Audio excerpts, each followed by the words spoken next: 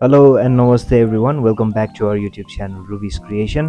र हाम्रो प्रिभियस भिडियोलाई मन पराइदिनु भएकोमा धेरै धेरै धन्यवाद छ तपाईहरुलाई। र आज पनि हामीले कुकिङ रिलेटेड भिडियोज नै तपाईहरुको अगाडि लिएर आएका छौं। सो अब आजको डिश चाहिँ हाम्रो रहेको छ चिकन करी र यसको स्टेप्सहरु चाहिँ सुरुदेखि अन्तिमसम्म अवश्य हेर्नु होला र हामीलाई चाहिँ नि फिडब्याक पनि दिनु होला है त guys. So let's get started. 5 4 3 2 1। So guys कराईमा यसो कराई तातिसकेपछि तेल हाल्नु होला है। आधा किलो मासु हामीले बनाउने वाला छौं। सो ल्वाङ पनि त्यो अनुसारको हाल्नु होला। सुरुमा ल्वाङ फुट्ने। यसरी ल्वाङ फुटाइसकेपछि चाहिँ हामी लसुन हाल्छौं। हामीले यो काटेर हालेछौं चप्ड गार्लिक हो यो। सो यसलाई हालेर चाहिँ मज्जाले फुटाउँ। धेरै डराउने हैन, यसलाई डरायो भने चाहिँ टेस्ट राम्रो हुँदैन साथी हो। सो यसलाई हल्का ब्राउनिश गरौँ होला है। ब्राउनिश भइसकेपछि चिकन हालौँ।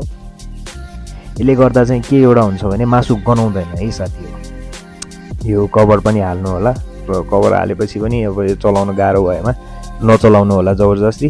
कभर हालेर फेरि एकचोटी खोलेर यसरी छुटिसकेपछि मज्जाले चलाउनु र यसरी डिप फ्राई गर्नु होला।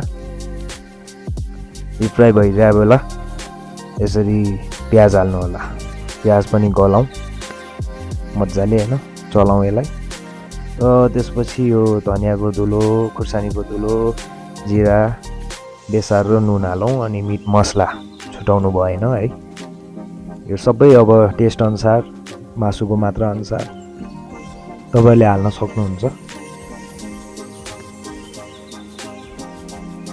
यो सबै हालेर चाहिँ अब मज्जाले यसलाई चाहिँ म्यारिनेट गरे जस्तो चलाउनु होला है। हेर्न सक्नुहुन्छ तपाईले सानो आगोमा सानो फ्लेममा चाहिँ चलाउने यसलाई अनि गोलबाट हाल्नु होला। र अदुवा लसुनको पेस्ट चाहिँ नबिर्सिनु होला। यो हालेर यसरी भइसके पश्चात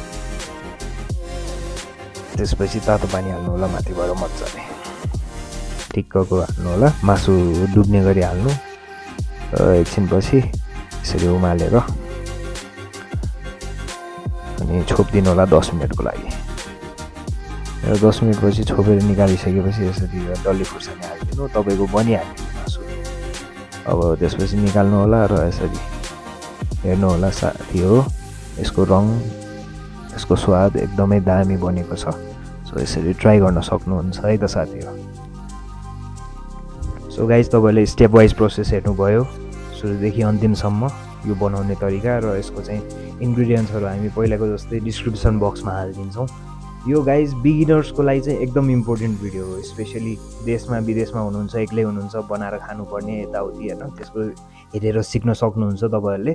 र यो भिडियो चाहिँ एकदम जानकारीमूलक लागेमा please like, comment, share, subscribe गरिदिनु होला र हामीलाई अझै सपोर्ट गर्दै गर्नु होला। यति भन्दै अहिलेको लागि बिदा पाऊँ। नमस्कार।